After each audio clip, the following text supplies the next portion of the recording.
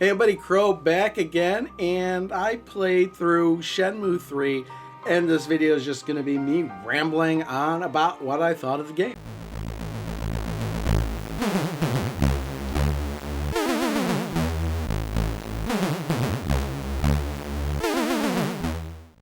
So, Shenmue 3 was famously kickstarted and announced at E3. So it was kind of unusual that Sony, at the Sony press conference of E3, whatever year it was, 2015, 2016, I don't remember which year it was, but they announced Shenmue 3 and then said, hey, it's on Kickstarter. So it's kind of weird. It's like, hey, if you're funding this game, why does it need to be on Kickstarter? But a lot of people were excited for Shenmue. They played through Shenmue 1 on the Dreamcast and then Shenmue 2 on either the Dreamcast or the Xbox One, depending on what country we're in the day. And they were highly anticipating the third game. I wasn't really in that camp, but I heard a lot about Shenmue and how great of a game it was, and I happened to have had a Shenmue 1 and 2. So I was like, yeah, I think I want Shenmue 3, I gotta try it out myself. So I went on the Kickstarter and I funded a level to get myself a physical copy of the game. But then right after I did that, I plugged up in the Dreamcast and I played through the original Shenmue. Then I hooked up the Xbox, the original Xbox, and I played through Shenmue 2. And I was like, okay, now I'm ready for Shenmue 3. Well, it took quite some time. In fact, it was like a year or two after the promised release date, according to the Kickstarter, when Shenmue 3 actually was released. So in the meantime, like right before Shenmue 3 was released, there was a HD, wouldn't call it an HD remake, so to speak, but basically Shenmue 1 and 2 on the PlayStation 4 was released. So I was like, you know, I'll buy this. It wasn't too expensive. I believe the original plan was that they were going to like remaster the whole thing, but then they decided, no, we'll just make 1 and 2, just port it to the PS4. So eventually I did get my copy of Shenmue 3, but and this is the copy I got with the crappy slipcover. Again, really, the thing that annoys me the most about the slipcover is how there's no name of the game on the side. So when it sits on the shelf, you're like, there's nothing. You almost need to put your own label on it, and I might do that. But yeah, I mean, it's nothing like the Bloodstained. I mean, that Ritual of the Night, where that had a slipcover on that too, but that was way better. It was a way better slipcover. But I got this last year, but I was in the middle of playing other things. In fact, I think I was in the middle of playing Bloodstained when I got this, and I was like, okay, well, I'll just have to put this aside and play this later. So eventually I played through Bloodstained, I played through Golf Story, and then I was thinking, okay, do I start just playing Shenmue 3 or should I bother, since I bought the game on the PS4? And it's been a couple of years since I played the game, so I played through the Shenmue 1 and 2 on the PlayStation 4, and then I started playing Shenmue 3 on the PS4. And I gotta say, I'm kind of glad I did that because it was kind of a refresher, and it enabled me to see more of what flaws of the game that they improved and how much of the game actually stayed the same. I mean, this game is Shenmue through and through. I mean, if you funded that Kickstarter loving Shenmue 1 and 2, I guarantee you loved Shenmue 3 as well. It stuck so close to how those games were. It was unbelievable. Things like minor improvements like Ryu walking were a little bit easier, but there were a little bit times where it was still frustrating to move him.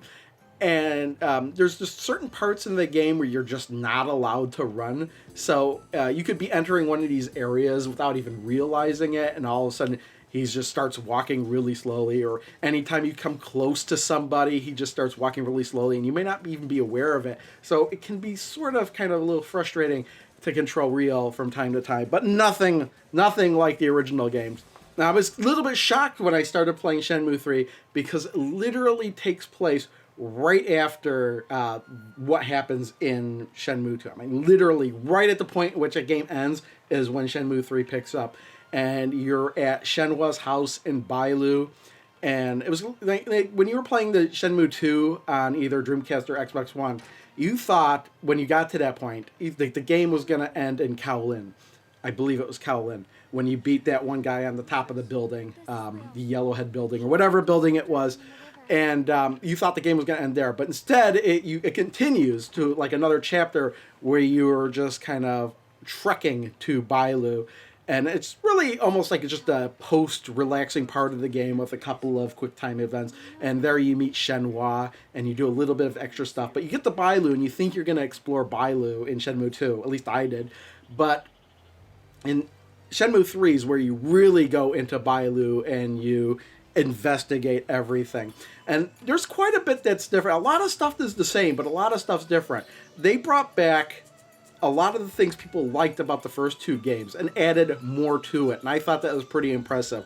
Like, there's a part of the game, it's more in the second half of the game where you could drive the forklift again, because I think people were disappointed you didn't get to drive the forklift in Shenmue 2. But it's not something you have to do, like in Shenmue 1. It's optional. So the forklift is back. The Lucky Drop games are back, and then they added a whole bunch of other games in there I thought were fun. There was like a rock toss game, a basketball game, a golf game, and again, this is throughout the game. This isn't like right at the beginning. I'm just a random train of thought here. So I thought it was really impressive the way they were like, let's bring back everything people liked from the first two games and put it in the third game. The thing that they didn't have, that they couldn't have, were the Sega arcade games, because obviously this isn't published by Sega anymore. But they did have this weird fighting game in there, and other types of games as well to play. And I actually like those a lot better. Like the QTE title is back, and QTE Excite is back. I didn't really like those that much, but I like the Highway Star driving game. The Whack-A-Mole game was actually pretty interesting to play. And yeah, just the other games like the basketball, whatever. Those are really fun to play. But again, they're not the point of the game. You don't even have to play those games at all. It's just kind of a diversion from the regular game. And there's so much diversion, this is almost to a fault in a game, where you could get lost in doing things that don't actually progress any story of the game. But again, those are the Shenmue games. And it seems like there's way more diversions in Shenmue 3 than there are in the other games. But things you do have to worry about, you do need money, because there's a couple parts of the game where you do need money to get certain things that'll progress the story in the game. But the thing you need the most is food. You always need to have food, because I don't know if I agree. I mentioned this in my last month in review video when I was talking about Shenmue 3. But I don't know if I like the fact that throughout the day, Ryo is always losing health. Yeah, as you're playing throughout the day, you're just constantly losing health. And every so often you have to eat. And depending on what you do, you might lose health even faster. So you always have to be carrying around food to eat. Because the downside to always losing health is you might stumble into a fight that you have to accomplish. And if you stumble into this fight and you hadn't eaten, well, you're going to be at a disadvantage, because you're going to start with half health. And you may lose the fight. And then you just have to redo it again. But remember, I have to eat beforehand. But it was kind of funny to me thinking that he could just eat anything and be fine with it. Because one of the, early on in the games, one of the most effective foods is black garlic. So I'm just imagining he's carrying around all this garlic and he's just eating nothing but garlic. I mean, it was really funny to think that. Later on, when you get to the second part of the game, Lihao, whatever, the second town, you get a bigger variety of things to purchase to eat. But for like the first half of the game, you're eating nothing but garlic. But yeah, the game has the same beats and everything as the other two Shenmue games, where you're kind of walking around, investigating, talking to people, asking where stuff is, being pointed in one direction or the other. And then occasionally you'll have to fight somebody, and the fighting system was completely revamped. It's nothing like it was originally. It's set up more like a fighting game in a way, but you have to dial in your moves. Like, you want to do this ground kick, you have to hold back and hit XX, and you do that, and then he does the move. You want to do a tornado kick, XX, circle, square, and obviously PlayStation 4 controller, so that's why I'm thinking of that. You want to do this move, hit X triangle circle, and you get the opportunity to practice these moves, because one of the things they did in the game that I do like is no matter where you are, there's always this area to train in. You can fight other opponents and practice up your moves and master moves. There's move scrolls throughout the game that you can collect and then learn those moves and master them. And as you're doing that, you're upgrading your kung fu levels, you're upgrading your attack power, and when you train with the wooden dummies, there were 3 of them. There was a 1-inch punch, there was a the horse stance, and the rooster walk, I think. I can't remember what that was. The rooster one. As you do those over time, you're increasing your endurance, which actually increases your health as well. So you kind of get in this routine as you're playing the game. You wake up, okay, let me go train, and you go train for a while, and then you go do whatever you wanted to do for that day to advance the story or earn your money or whatever. And then you basically go back to sleep and keep doing it. And it really helps out because there was one fight that I couldn't beat, and I was like, okay, before I do that, let me go and train a bit. Trained for 3 days, came back, and the fight was no problem. So I really this was an aspect of the game I think they wanted to put in the first 2 games, but didn't actually get set until this 3rd one. So I just really like that, the more you practice, the stronger you actually get. So there's that, and then obviously you've got the quick time events. There's a smattering of quick time events throughout the game. But again, you gotta have them because it's a Shenmue game. But in reality, it just kind of shows how useless they are to have in a game at the same time. Because whenever they happened, they would come out of nowhere, and I was never prepared for them. And I'd always lose the first one. And I was like, oh, okay, now I know what to do. And then if you happen to fail, you just start right back at a certain point, and you just keep doing it until you pass. There's literally no consequence for missing these QuickTime events, and it's just kind of pointless. It's like, okay, you're not allowed to proceed the game till you hit the buttons right. Kind of silly, but again, it is kind of funny when some of the QuickTime events fail.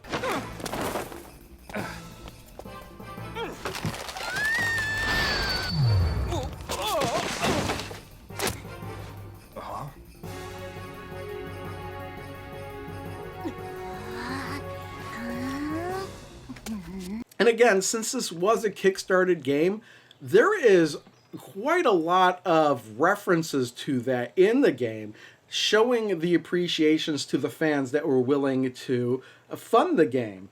Because in the hotel room, when you get to the hotel room, there's a diary on the table, whatever, and you can flip through it and see all these notes from people that had funded the Kickstarter and how much they were looking forward to Shenmue 3. And then also there winds up being a whole big Shenmue building you walk into, and you're like, what's this building? You walk into it, and there's just Ryu and Shenhua all over the place in that thing, along with photos of people that have funded the Kickstarter at a certain level. So it's really amazing. It's like, it has nothing to do with the game itself, but it was really cool to see that level of appreciation to those who have funded the game on Kickstarter. But again, the game is just so much like the original 2 games, right down to the stilted dialogue when you're talking to somebody and they just have the most unnatural conversation ever. How about some ice cream? Not right. Really? Do you not like cold things? How about some hot ice cream then? Huh? Just kidding. There's no such thing as hot ice cream. You fell for it. You're funny, mister. Uh-huh. And I hope if they do make a Shenmue 4, it stays that way, because, man, to me, that is one of the charms of the game, where they're having a conversation, 2 people are having a conversation, and it's not how normal people would talk. So yeah, the story is actually pretty good. It almost makes me wonder, the way the game is, it almost makes me think that, hey, what if this was just a TV series or a Netflix series or something like that instead of a game? Because the story is interesting, and there's just a whole bunch of smatterings of other things to distract you that you really don't have to focus on. Again, I like playing Lucky Hit because that's my preferred way of earning money. I go to the table that has the most number of payouts, try to figure out the best way to play that game, and just play it a whole bunch. and save if I win a lot of money, or reload my old save if I don't win any money, and just earn money that way. So that was my preferred method of earning money. But again, there's firewood chopping and the forklift driving and just other things you could do. But I'm like, no, I don't want to do any of that. I just want to play the games and just earn the money. That's the other thing I completely forgot to talk about. I started on one train of thought and went up on a completely different one. But the fact that you don't just flat out earn the money, instead you earn tokens. You have to buy the tokens, use the tokens to play the games, to earn more tokens, and then use the tokens to buy things to then sell for money. It just seemed like a completely roundabout, convoluted way to earn money. But in reality, that actually is what they really do in Japan. I don't know about China, but that's really what they do in Japan to circumvent the gambling laws. It's like, oh, you're just playing for tokens. And they're like, hey, we'll trade your tokens in for prizes. Okay, I'll take the prize. Okay, well, next door you can sell those prizes. So that's how, that was kind of a roundabout way. It was pretty interesting. But again, almost kind of wished it was like the other games where you just earn the money. But again, the story, it's just a story, and you're playing the game. You get to the point where you're kind of tired of doing all this superfluous stuff, and you just want to proceed with the story. You've got enough money. You've maxed out your kung fu. There's really nothing more for you to do than continue the story. And when I got to that point, I was like, oh, man, this whole game is just going to be about finding Shenmue's father, isn't it? So you get to the point where, like, I just want to proceed throughout the game. And I don't want to collect herbs anymore. I don't need to collect herbs anymore. There are certain side quests that you can do. Oh, let me talk about some of the side quests. Some of the side quests seems like they're going to be really easy, but they wind up just expanding a whole lot. And a lot of the stuff in the game is like that too. Where, like, I talked to the one guy. He's like the owner or running this guitar store, music store, or whatever. He's like, oh, I have a date with the girl who works next door. Will you find out what she likes? So you go next door and you talk to the girl, and she's like, oh, it turns out she likes flowers. So you go back and tell the guy, oh, she likes flowers. And he's like, oh, will you get me some flowers? I can't leave the store. Okay, so you go to the booth where you know this lady's selling plants and flowers, and she's like, oh, you can't, this is for a girl, you can't get her a pot of flower, you need to get her a bouquet of flowers. So you find the place that sells a bouquet of flowers, and that lady's like, oh, this is for a girl, well, you can't just give her any bouquet, you need to get her these kind of flowers. But we don't sell those kind of flowers. You actually have to go pick them by the river. So then you go all the way to the river and you pick like a flower yourself, and then you deliver to the guy, and then finally the mission's over. So it's like, and that's just the side quest, but the main quests happen exactly the same way. It's like, oh, I need to do this. Okay, you go talk to this guy. To this guy, you need to talk to that guy. Then you go to talk to that guy, and that guy's like, oh, you need to go talk to that guy. And it's kind of annoying, and I'm sure if you were to turn this into like a television show, you'd cut down on all that stuff. But to me, it was just a way they did to expand the game. But again, it's Shenmue. That's the kind of stuff you expect. You can't expect things to be straightforward, I believe. That's part of the game, is to investigate and do one thing after another and figure out where you need to go and to do these side. I didn't do all the side quests. I only did the ones I ran across. In fact, there was one I never even got to finish. Warning, spoilers ahead for the end of Shenmue 3. Close the video now if you don't like spoilers. But then by the end of the game, you've met a whole bunch of new people, and you're going to storm the final area, which was a pretty cool fight. In fact, what was funny about it was that the scenes cut so much that there was so much loading time. You'd walk up the steps, and then it would load another scene to watch, and then it would load back to you going up the steps to fight more people. And then eventually you do meet Landy, even though that's the guy he's after in the whole game. He's not really mentioned throughout most of the game, but you do encounter him, and he kicks your ass, of course, because you're still not ready, and then he gets away, and the game ends, and with the phrase, the story goes on. And that's kind of a problem with this game, is the fact that does not finish the Shenmue series. Because think about it. Shenmue 1 went over budget. It didn't sell that well.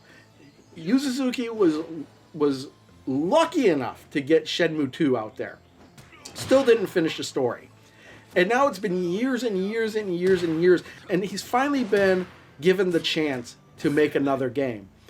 And this might be the last Shenmue game. What if this one doesn't sell well? And yet he doesn't feel the need to end the story. He doesn't end it. It's like a footnote in Ryo's travels. So is there gonna be a Shenmue 4? How well did this game sell? I don't know. Are more people gonna want to fund Shenmue 4 if it needs millions of more dollars to make? Maybe we get to the point to where they realize they're not going to be able to make this, and somebody's just going to write out the rest of the story. The rest of the story is going to be an animation or just something cheaply made or something like that, just to get the story out there. But I just can't believe that after everything that was went to make Shenmue 3, the story doesn't end, and the game ends with the story goes on. So, yeah, that was me rambling about Shenmue 3. I enjoyed it. It's not for everybody. It really is not for everybody. I think if you like the Shenmue 1 and 2 games, you're going to like Shenmue 3. But honestly, there are games out there that have really suppressed, like the Yakuza games. I think are kind of like the spiritual successor to the Shenmue games. And even though I've played them only a little bit so far, I think they are a little bit superior with the way everything is handled, like from the gameplay and everything.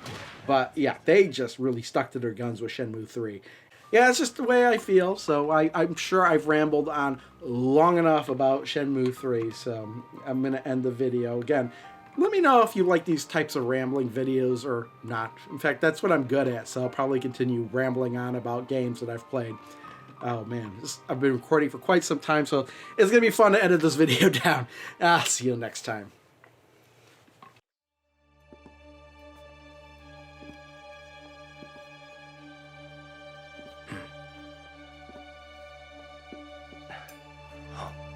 Whoa, check out the pear on that one.